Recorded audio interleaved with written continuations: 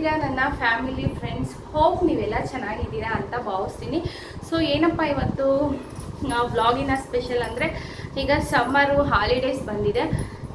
So ನಾವು ಕೂಡ ಊರಿಗೆ ಹೋಗ್ತಾ ಇದ್ದೀನಿ. ಯಾವ ಊರಿಗೆ ಅಂದರೆ, ಮುಂಚೆ ಎಲ್ಲ ಹೇಳ್ತಿದ್ದೆ ಆ ಟ್ರಿಪ್ಪು ಈ ಟ್ರಿಪ್ಪು, ಆ ಪ್ಲೇಸು ಈ ಪ್ಲೇಸು ಅಂತೆಲ್ಲನೂ. ಸೊ ನನ್ನ ಮಗನಿಗೆ ಸ್ಕೂಲ್ ಇದೆ, 9th ಆಗಿರೋದ್ರಿಂದ ಅವನಿಗೆ ಹಾಲಿಡೇಸ್ ಕೊಟ್ಟಿಲ್ಲ. ಚಿಕ್ಕವನಿಗೆ ಹಾಲಿಡೇಸ್ ಇದೆ. ಅಣ್ಣ ಊರಿಗೆ ಕರ್ಕೊಂಡು ಹೋಗ್ತಿದ್ದಾರೆ. ಸೊ ಗೊತ್ತಿತ್ತು ಎಲ್ಲರಿಗೂ ನಾವು ಹಾಲಿಡೇಸ್ ಇಷ್ಟೊತ್ತಿಗೆ ಎಷ್ಟು ಟ್ರಿಪ್ಸ್ ಹೋಗಿ ಬಂದ್ಬಿಡ್ತಿದ್ವಿ ಅಂತ. ಆಲ್ಮೋಸ್ಟು ತುಂಬ ಟ್ರಾವೆಲ್ ಮಾಡೋದು ನಾನು ಹಸ್ಬೆಂಡು. ಹಾಗಾಗಿ ಮಕ್ಕಳಿಗೆ ನನಗೆ ಇವಾಗಿನ ಪರಿಸ್ಥಿತಿಯಲ್ಲಿ ತುಂಬಾ ಬೇಜಾರಲ್ಲಿ ನೋವಲ್ಲಿ ಇದ್ದೀನಿ ಅಂತ ಗೊತ್ತು ಅಣ್ಣನಿಗೆ. ಹಂಗಾಗ್ಬಿಟ್ಟು ಹಾಲಿಡೇಸ್ಗೆ ಊರಿಗೆ ಕರ್ಕೊಂಡು ಹೋಗ್ತಿದ್ದಾರೆ.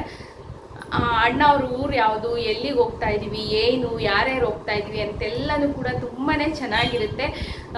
ಅದೊಂಥರ ಡಿಫ್ರೆಂಟಾಗಿದೆ. ಪ್ಲೇಸು ಕೂಡ ತುಂಬಾ ಚೆನ್ನಾಗಿದೆ. ಸೊ ಬನ್ನಿ ಹೋಗೋಣ. ಈಗ ದೊಡ್ಡಮ್ಮ ಮನೆ ಹತ್ರಕ್ಕೆ ಹೋಗಿ ಎಲ್ಲರೂ ಒಟ್ಟಿಗೆ ಹೋಗ್ತಾ ಇದ್ದೀವಿ. ಈ ವ್ಲಾಗ್ನ ಮಿಸ್ ಮಾಡಿದೆ, ಕೊನೆವರೆಗೂ ನೋಡಿ ಅಂತ ಕೂಡ ಹೇಳ್ತೀನಿ. ಹೇಗಿರುತ್ತೆ ನಮ್ಮ ಸಮ್ಮರ್ ಸ್ಪೆಷಲ್, ಯಾವ ಥರ ಸ್ಪೆಂಡ್ ಮಾಡ್ತೀವಿ ಫ್ಯಾಮಿಲಿ ಒಟ್ಟಿಗೆ ಎಲ್ಲನೂ ಅಂತ, ಎಷ್ಟು ದಿವಸ ಇರ್ತೀನಿ ಅಂತಲೂ ಕೂಡ ಶೇರ್ ಮಾಡ್ತೀನಿ. ಸೊ ಲೆಟ್ಸ್ ಗೋ, ಬನ್ನಿ ಹೋಗೋಣ. ಬ್ರೇಕ್ಫಾಸ್ಟ್ ಎಲ್ಲ ಏನೂ ಮಾಡಿಲ್ಲ. ಅಣ್ಣ ಮನೇಲಿ ಅತ್ತಿಗೆ ಅಲ್ಲಿಗೆ ಬಂದುಬಿಡಿ, ಎಲ್ಲ ಅಲ್ಲೇ ಮಾಡೋಣ ಅಂತ ರೆಡಿಯಾಗಿ ಈಗ ಹೊರಡ್ತಾ ಇದ್ದೀವಿ. ಲೆಟ್ಸ್ ಗೋ, ಹೋಗೋಣ.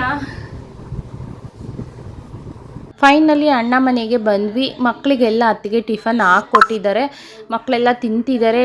ಟೊಮೆಟೊ ಬಾತ್ ಮಾಡಿದ್ದಾರೆ, ಪಲಾವ್ ಥರ ಅತ್ತಿಗೆ.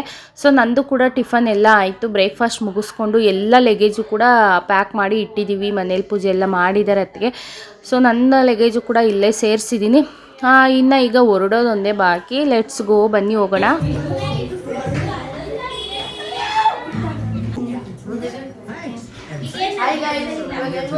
ಏನು ಅಂದರೆ, ನಾವು ವಿಲೇಜ್ ಹೋಗ್ತೀವಿ.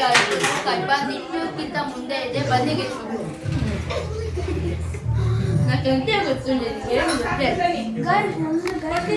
ಎಸ್, ಫೈನಲಿ ನನ್ನ ಮಗ ಅಡ್ರೆಸ್ನ ಹೇಳ್ದ. ಖಂಡಿತ ಯಾರಿಗೂ ಅರ್ಥ ಆಗಿರಲ್ಲ.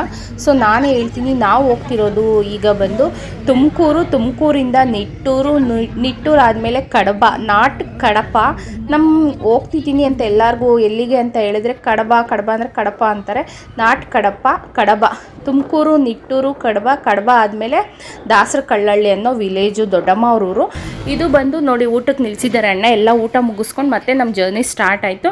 ಇದು ಬಂದು ದೊಡ್ಡಮ್ಮನ ಕೊಟ್ಟಿರೋ ಊರು, ದೊಡ್ಡಪ್ಪ ಅವ್ರ ಊರು. ನಾನು ಸಣ್ಣವಳಿದ್ದಾಗ, ಒಂದು 5th ಸ್ಟ್ಯಾಂಡರ್ಡ್ ಇದ್ದಾಗ ಬಂದಿದ್ದು. ಸೊ ಈ ಊರಿಗೆ ಅಮ್ಮ ಅವ್ರ ಜೊತೆಗೆ ಬಂದಿದ್ವಿ ಆವಾಗ. ಇವತ್ತು ಬರ್ತಾಯಿದ್ವಿ. ದೊಡ್ಡಮ್ಮ ಅವರು ಬ್ಯಾಂಗ್ಳೂರಲ್ಲಿ ಸೆಟಲ್ ಆಗಿದ್ದಾರೆ. ಆವಾಗಿಂದನೂ ಅಷ್ಟೇ. ಅಣ್ಣ ಹುಟ್ಟಿ ಎಳೆ ಪಾಪು ಅಲ್ಲಿ ಬಂದಿದ್ದು ದೊಡ್ಡಮ್ಮ, ಇಲ್ಲೇ ಸೆಟಲ್ ಆಗಿದ್ದಾರೆ. ನೋಡಿ ಶಿವಗಂಗಿ ಇದು. ನಾವು ಶಿವಗಂಗಿ ಮೇಲೆ ಹೋಗ್ತಾ ಇದ್ದೀವಿ. ರೂಟು ಚೆನ್ನಾಗಿರುತ್ತೆ. ಹೈವೇ ಮೇಲೆ ಹೋಗೋದಕ್ಕಿಂತ ಈ ರೂಟಲ್ಲಿ ಹೋದರೆ ವಿಲೇಜ್ಗಳ ಮೇಲೆ ತುಂಬ ವಾತಾವರಣ ನೋಡೋಕ್ಕೆ ಚೆನ್ನಾಗಿರುತ್ತೆ ಅಂದ್ಬಿಟ್ಟು ಈ ಥರ ಹೋಗ್ತಾ ಇದ್ದೀವಿ. ಸೊ ನಾನು 5th ಸ್ಟ್ಯಾಂಡರ್ಡಲ್ಲಿ ಹೋಗಿದ್ದು. ಇವತ್ತು ಹೋಗೋ ದಾರಿ ಬಂದಿದೆ. ಯಾಕಂದರೆ ಸಮ್ಮರ್ ಆಗಿರೋದ್ರಿಂದ ನೋಡಿ ಎಷ್ಟು ವಾತಾವರಣ ಕೂಲಾಗಿದೆ. ಈಗ ಟೈಮ್ ಬಂದು ಒಂದು 4 o'clock ಆಗಿದೆ. ಆಗಲೇ ಮೋಡ ಕವ್ದಂಗೆ ಒಂಥರ ದಾರಿ ಉದ್ದ ತೆಂಗಿನ ತೋಟಗಳು, ಬಾಳೆ ತೋಟ, ಹಾಗೆ ಅಡಿಕೆ ತೋಟ ಇರೋದ್ರಿಂದ ಬಿಸಿಲು ಅಷ್ಟು ನಮಗೆ ಗೊತ್ತಾಗ್ತಿಲ್ಲ. ಕೂಲಾಗೇ ಇದೆ. ಸಮ್ಮರ್ ಆದರೂ ತುಂಬಾ ಕೂಲಾಗಿದೆ. ನೋಡಿ ವಿಲೇಜ್ಗಳ ಮೇಲೆ ಹೋದ್ರೇ ಒಂಥರ ನೋಡೋಕ್ಕೇ ಚೆನ್ನಾಗಿದೆ ಅಲ್ವಾ. ಫೈನಲಿ ಹತ್ತತ್ರ ಬಂದುಬಿಟ್ವಿ ನಾವು. ದೊಡ್ಡಮ್ಮನ ಈ ಊರಿಗೆ ಕೊಟ್ಟು ಮದುವೆ ಮಾಡಿದ್ದು. ಆವಾಗೆಲ್ಲ ಅಮ್ಮ ಅವ್ರು ತುಂಬ ಬರ್ತಿದ್ರು. ನಾನು ಚಿಕ್ಕ ಹುಡುಗಿ ಇದ್ದಾಗ ಬಂದಿದ್ದು. ಇವತ್ತು ಬರ್ತಾ ಇದ್ದೀನಿ. ಸೊ ನನಗೆಲ್ಲೋ ಒಂದು ಕಡೆ ಖುಷಿ ಆಗ್ತಿದೆ. ಈ ಥರ ವಿಲೇಜ್ ಸೈಡ್ ಎಲ್ಲ ಬರಬೇಕು ಅಂದ್ರೇ ನೋಡೋಕ್ಕೇ ಇದೆಲ್ಲ ಒಂಥರ ಮಡಿಕೇರಿ ಸೈಡ್ ಇದ್ದೀವೇನೋ ಅನ್ನೋ ಫೀಲ್ ಕೊಡ್ತಿದೆ ಆಗಲೇ ನಮಗೆ. ಫೈನಲಿ ಬಂದು ರೀಚ್ ಆದ್ವಿ. ನೋಡಿ ತೋಟದ ಮನೆ. ಅಣ್ಣವರು ಪರ್ಮೆಂಟಾಗಿ ಏನು ಮನೆ ಥರ ಕಟ್ಟಿಲ್ಲ. ಇಲ್ಲೆಲ್ಲ ತೋಟ ನೋಡ್ಕೊಳ್ಳೋಕ್ಕೆ ಬಂದಾಗ ಇರೋಕ್ಕೆ ಅಂದ್ಬಿಟ್ಟು ಪುಟ್ಟದಾಗೆ ಒಂದು ಮನೆ ಕಟ್ಕೊಂಡಿದ್ದಾರೆ. ತೋಟದ ಮನೆ ಥರ ಕಟ್ಕೊಂಡಿದ್ದಾರೆ. ಬಂದಾಗ ನಾವು ಹಂಗೆ ರಿಟರ್ನ್ ಇಷ್ಟು ಲಾಂಗ್ ಬಂದಾಗ ಹೋಗೋಕ್ಕಾಗಲ್ಲಲ್ವ, ಇರಬೇಕು ಒಂದು ದಿವಸ ಅಷ್ಟೇ ಅಂದರೆ. ಹಂಗಾಗ್ಬಿಟ್ಟು ಪುಟ್ಟದಾಗಿ ತೋಟದ ಮನೆ ಥರ ಕಟ್ಕೊಂಡಿದ್ದಾರೆ. ನೆಕ್ಸ್ಟು ಕಟ್ಟಿದ್ರೆ ಮನೆ ಕಟ್ತಾರೆ. ಈಗ ನೋಡಿ ನಾವು ಬಂದು ರೀಚ್ ಆದ್ವಿ. ಇಲ್ಲಿಗ ಎಲ್ಲ ನೋಡೋಣ. ಹೇಗಿರುತ್ತೆ ಏನು ಅಂತ ಇಷ್ಟೊತ್ತಲ್ಲಿ ನಿಮಗೆ ಅಷ್ಟು ಚೆನ್ನಾಗಿ ಗೊತ್ತಾಗೋದಿಲ್ಲ. ಮಾರ್ನಿಂಗು ನೋಡಿಸ್ತೀನಿ ನಾನು ಯಾವ ಥರ ಇದೆ ಅಂದರೆ ತುಂಬಾ ಸಖತ್ತಾಗಿದೆ. ತೋಟದ ಮಧ್ಯೆ ಮನೆ ಇರೋದ್ರಿಂದ ತುಂಬಾ ಚೆನ್ನಾಗಿದೆ. ಹೇಳಿದ್ರೆ ಆಗಲ್ಲ, ತೋರಿಸ್ತೀನಿ ಬೆಳಗ್ಗೆಗೆ. ನಾನು ನೆಕ್ಸ್ಟ್ ವ್ಲಾಗ್ ಖಂಡಿತ ಮಿಸ್ ಮಾಡಿದೆ ನೋಡಿ.